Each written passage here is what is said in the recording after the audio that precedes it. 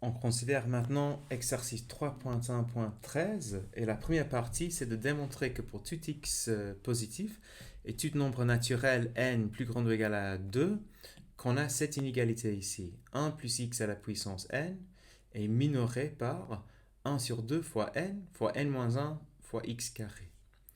Ok. En fait, ceci est une conséquence de la formule du binôme. Donc 1 plus x à la puissance n, qu'est-ce qu'on a? On a 1 plus x fois, fois 1 plus x, où il y a n termes. Ici, dans le produit. Donc on aura tout un polynôme.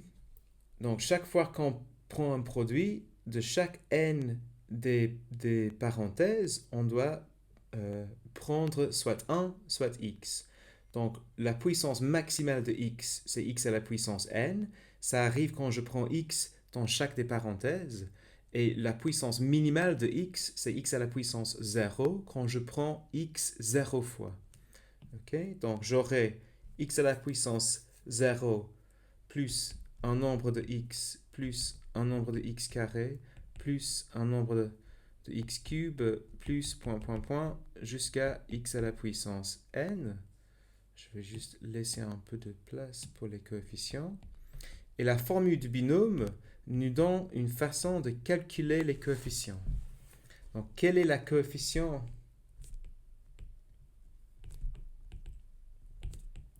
de x à la puissance, disons, r, ici? C'est exactement le nombre de fois vous pouvez choisir x dans R des parenthèses, ici, et le 1 dans les m-r. Okay? Donc c'est juste nr qui est nombre de façons de choisir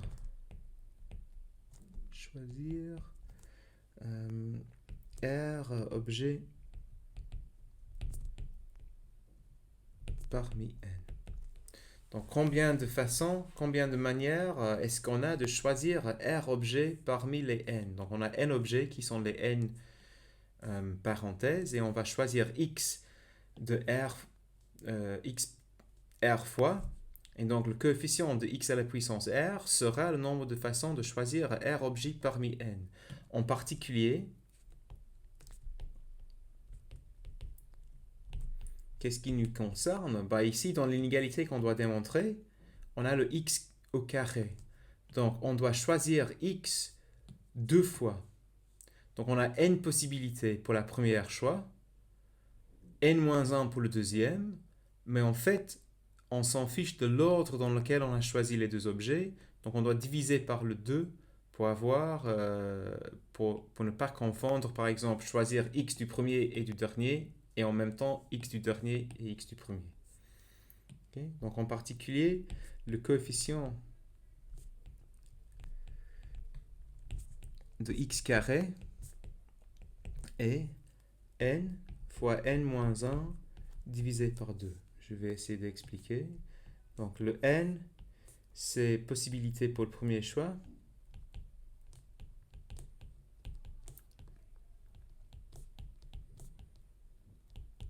Le n-1, c'est les possibilités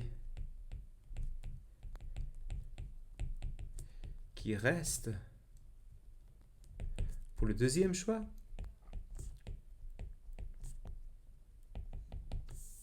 Et le 2, on doit diviser par ça parce que l'ordre ne compte pas. On s'en fiche si on a choisi, pour le premier choix, on a choisi le premier crochet, le premier parenthèse, et pour le deuxième choix, on a choisi le deuxième, ou bien pour le premier, on a choisi le deuxième parenthèse, et pour le deuxième choix, on a choisi le premier parenthèse, ça nous donne la même chose. Ok, donc qu'est-ce qu'on sait? On sait que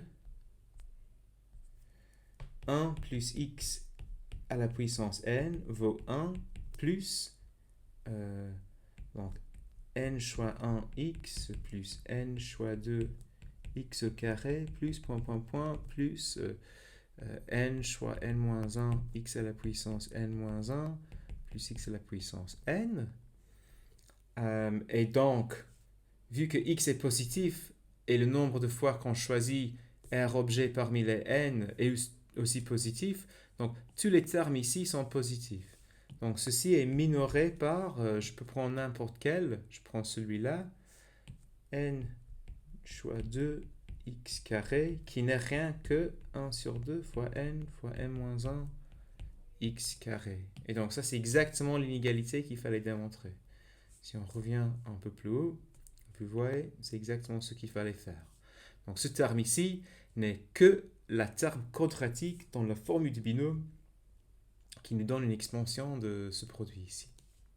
Ok, très bien. Donc on passe maintenant à la deuxième partie de la question que je vais écrire ici. Donc d'ici, c'est-à-dire de cette inégalité, on doit démontrer que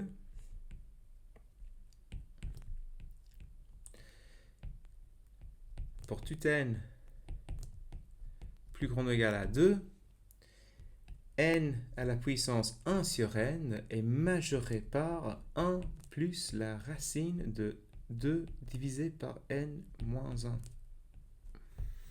Ok, comment le faire? Ok, on regarde. Ici, on a une inégalité dont on voit x. Donc, il faut bien choisir le x pour faire marcher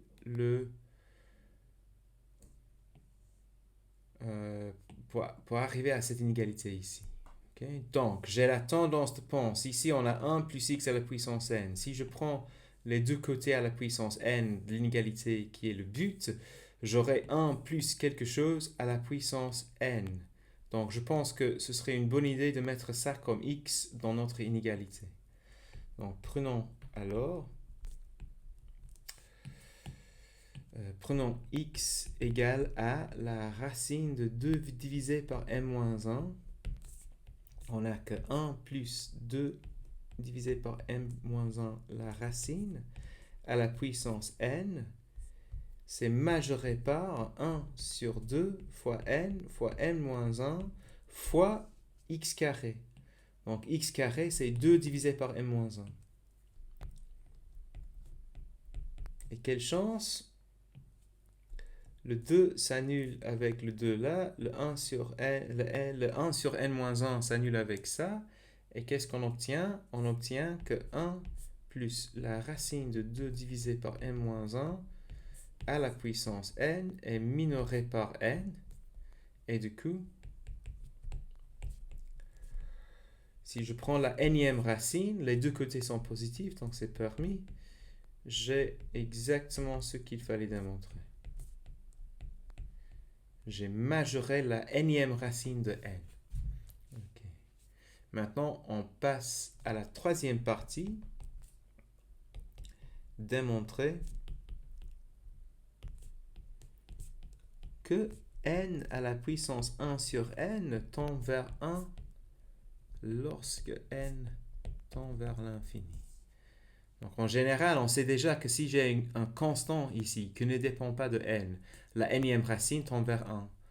Si on prend de racines de plus en plus importantes, 1 sur n tendant vers l'infini, 1 sur n, lorsque n devient plus grande, c'est une racine de puissance plus importante. Donc la racine tend vers 1. Mais ici, il y a la subtilité que le nombre dont on prend la nème racine dépend aussi de n. Mais on est bien placé grâce à ce qu'on a démontré, parce que la nème racine d'un nombre plus grand que 1 est toujours minorée par 1, et en même temps, on vient démontrer que la nème racine de n est majorée en même temps par 1 plus la racine de 2 divisé par n moins 1. Maintenant, on peut appliquer le théorème du sandwich. On a une suite constante en bas qui tend vers 1 et une suite sur le côté droite qui tend aussi vers 1 parce que 2 sur n moins 1, ça tend vers 0 lorsque n tend vers l'infini. Et donc, la même chose est vraie pour la racine. Okay? Donc, vu que la racine de 2 divisé par n-1 tend vers 0 lorsque n tend vers l'infini. Le théorème du sandwich.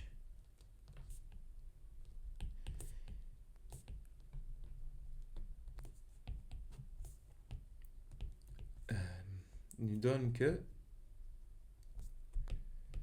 la nème racine de n tend vers 1 lorsque n tend vers l'infini.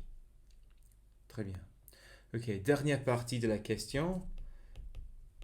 Est-ce que n à la puissance 1 moins 1 sur n converge? En fait, je pense que cette suite tend vers l'infini. N à la puissance 1 moins 1 sur n, c'est n divisé par la nème racine de n. Okay? Mais la suite en bas, ça tend vers 1. Okay? Et donc, la numérateur, elle tend vers l'infini. Donc, la quotient d'une suite qui converge vers 1 avec une suite qui tend vers l'infini, ça tend vers l'infini.